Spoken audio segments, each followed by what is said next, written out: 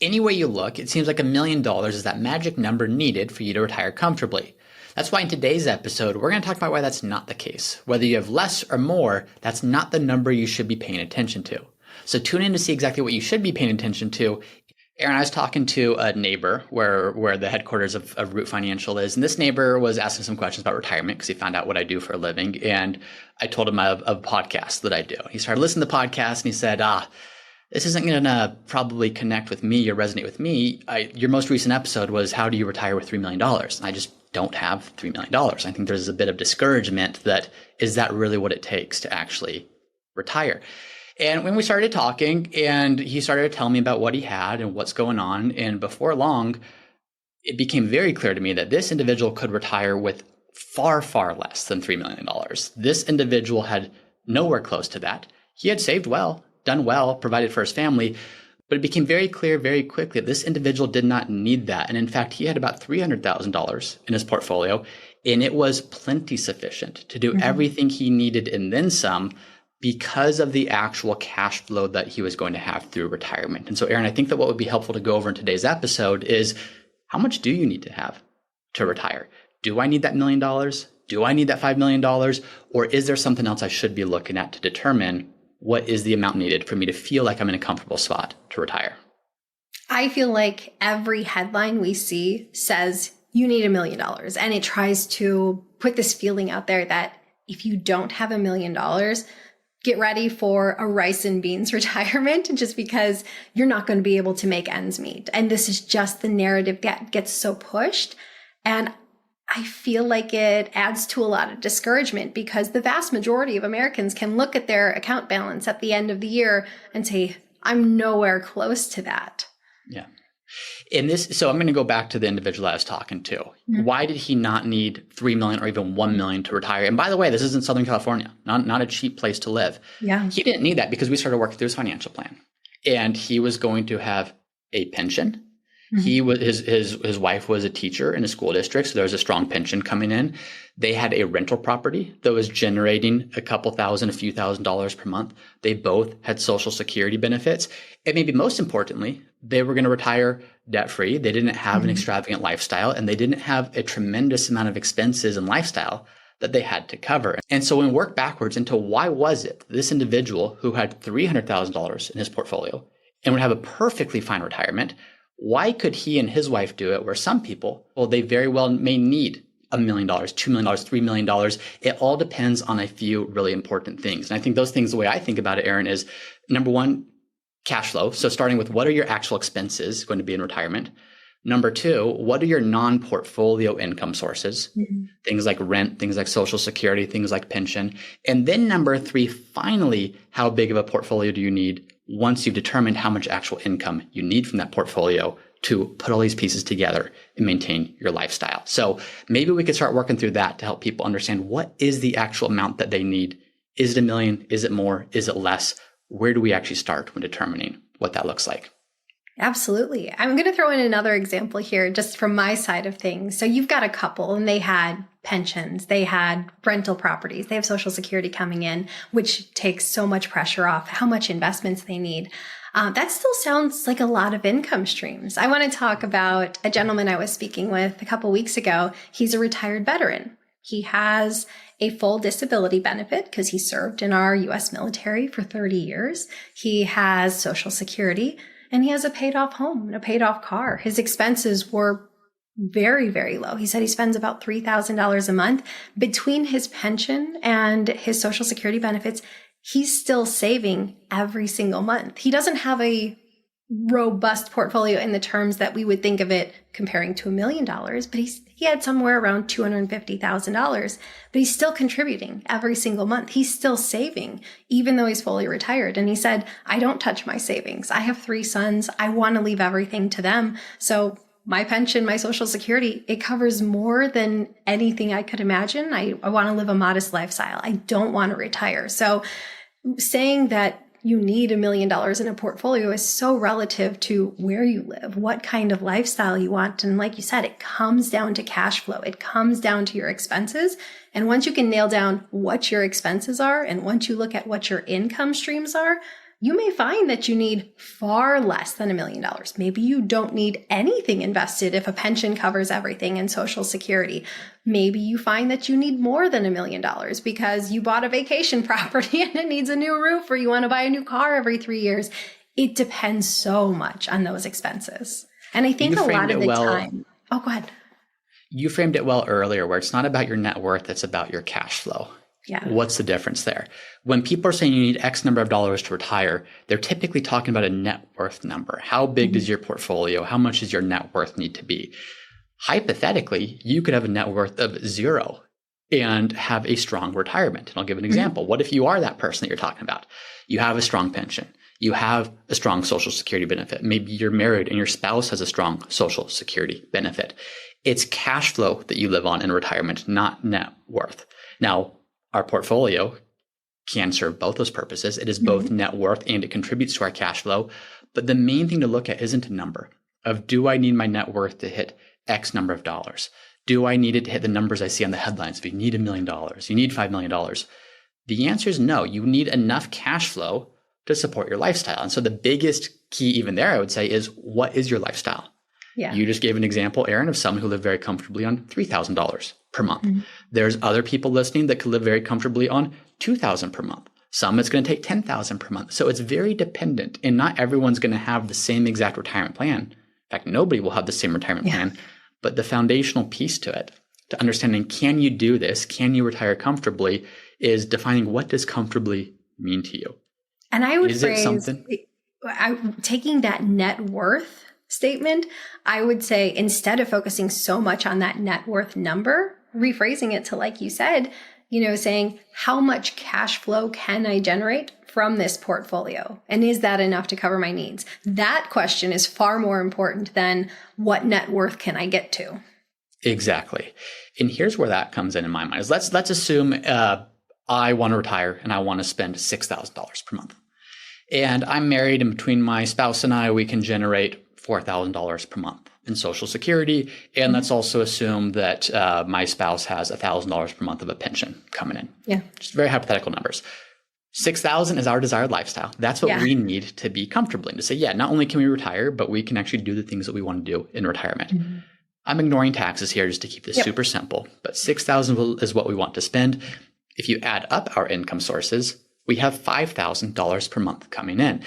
This is one of those things I think far too many people miss, is that $6,000 does not have to entirely come from my portfolio, from my 401k, my Roth IRAs, my savings. Only the delta, or only the difference between how much is already coming in from things like pension or Social Security and my actual desired expenses needs to come in. And the delta there is $1,000 per month. Now, if you look at $1,000 per month, that's $12,000 per year. That portfolio required to do that is what, $300,000 or so per year if you're using a number like 4% to generate. Yeah. If I had $300,000 in a portfolio, and if I apply the standard 4% rule, which is not a magic power law of this is all that you can, but it's a very simple basic rule of thumb, 300,000, 4% of that is $1,000 per month. What that means for us is we would need a $300,000 portfolio to be able to retire. Now let's look at how does that shift if our lifestyle shift changes, or if our lifestyle expectation changes. If all of a sudden we say, no, we're moving somewhere else, or we want to travel a whole lot more, or we want to do more, and it's not $6,000 per month that we want, it's $8,000 per month, that doesn't seem like a big jump. That's only a 33% jump in terms of our actual expenses, going from $6,000 to $8,000. But that is a much bigger jump in terms of my portfolio's responsibility. Because you're creating such a larger gap between those guaranteed income streams. Exactly. Social Security doesn't care that all of a sudden we want to spend more. Yes. My pension doesn't care that all of a sudden we want to spend more. That's going to be the same amount, and that gap, to your point, has tripled. It's not $1,000 per month, it's $3,000 per month, which means to maintain that same lifestyle, it's not $300,000 more or less that we might need. It's closer to $900,000 that we might need. So when you view your portfolio, not in the sense of some magic number to attain, to make everything happen, and more so as the role player of how does this supplement everything else that we're doing? And everything else that we're doing is tied at its foundation to how much do we actually need to live comfortably, which take it a step even further is, what do you actually want your retirement to look like? And what does this Yes. need to be for this to be the best season of your life? Your portfolio is kind of that final step to say, how much of it do you need and how do you need to invest it to fill that gap to create the outcome you're trying to create? Can you imagine the backlash that you would get if you started pushing the narrative that you could retire on $300,000 or $400,000? I mean, I just think the narrative is so overwhelming in the media that sometimes when a narrative is so strong, I think it can cause people, even with confidence, to second guess their plan. Yes. And I think that's because as humans, we don't like chaos. We don't like uncertainty. With financial planning, with finances, with retirement, there is so much uncertainty. There are so many unknowns. There are so many variables that this rests upon. It's 30 years of unknowns that you're trying to cover.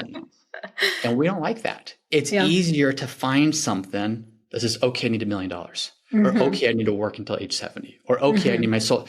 We find these things to latch onto, which can be helpful if they serve just as very general, loosely speaking, like North Stars, what are we trying to attain? But be careful what you place as that North Star. Be careful what you set as that goal. Because if it is $1 million, you might find you work way too long and sacrifice way too much because it's 10 times more than you actually needed. Or you may find that's only half the amount that you need, depending upon your actual lifestyle and what you should be doing, which is why I get why people like that and gravitate towards a sense of control and a sense of, okay, all this chaos is now organized into one single number. But if you want to do it right, it's not actually all that complicated. It's just this framework that we talked about. Focus less on net worth, more on cash flow. And to your point, Erin, how do you convert your net worth into cash flow? I think you said one thing very subtly and quickly, but I think there is power to it. You said that your portfolio is kind of secondary. This is what we should be looking at to fill the gap. Whereas I would say for so many people, as they're going into retirement, the thing they really focus on is their portfolio. They look at that as the number one spot. But I would argue that you want to look at your guaranteed income streams as your baseline floor. This is your income floor. That gap is how we're going to address that from investments. And that's really, it could be icing on the cake. It could be a very meaningful portion of your portfolio. It comes down to what your expenses are. But those guaranteed income streams, a pension, rental income, Social Security, those are the A players that we want to start with. And then the investments come along, and that's our supporting staff. Exactly. And depending upon the delta, the difference between lifestyle and those A players, that really should inform how you invest, how much you need to have in your portfolio, how you draw money. And not to make this too complex, but I think that the next step is, well, what about that person that retires at 60 and the pension doesn't kick in until 65? And Social Security doesn't kick in until 70, if that's when. So this isn't to say that there's only one way of doing this and this is a simple formula, as much as this is a helpful framework to think about it. The goal is to combine all these pieces and understand that, no, you don't need $1 million because that's what the Yahoo headline said. You need the amount that's going to allow your portfolio to complement your Social Security, pension, whatever income sources you have, to give you the amount to do what you want to do. So, and I would say that who you are is likely who you're going to be, because we tend to be creatures of habit. Like if I'm someone who travels every single year, if I upgrade my car on a regular basis, I'm probably going to continue being that person in retirement, and my expenses will be similar. If I'm a homebody and I'm fine driving a 10-year-old car, I'm probably going to be that same person in retirement. So your expenses today are probably going to look fairly similar. You're not going to change your entire personality when you go into retirement. So base it off your expenses today and how you see your retirement being. Yes. And the final point that I think, at least I would like to make, is the single most highly leveraged decision you can make in all of this simplified equation is your expenses. Yeah. If we go back to my example, if my wife and I need $300,000, going back to if we want to spend 6, we have 5 coming in from Social Security and pension, we need $300,000 in a portfolio to generate that $1,000 of expenses. If we're starting from 50,000 or 100,000. That's a big gap to fill. Yeah. The most highly leveraged thing we could potentially do is cut expenses. Yep. Well, hypothetically, if we take 6 and drop that down to 5, now all of a sudden we don't quote unquote need a portfolio.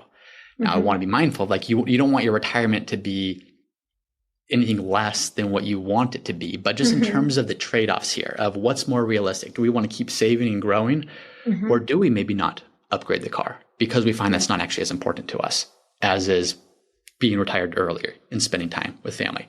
Do we move to a lower cost of area living where maybe kids or grandkids end up being? So there's the decisions that you can make and just understanding the leverage of each.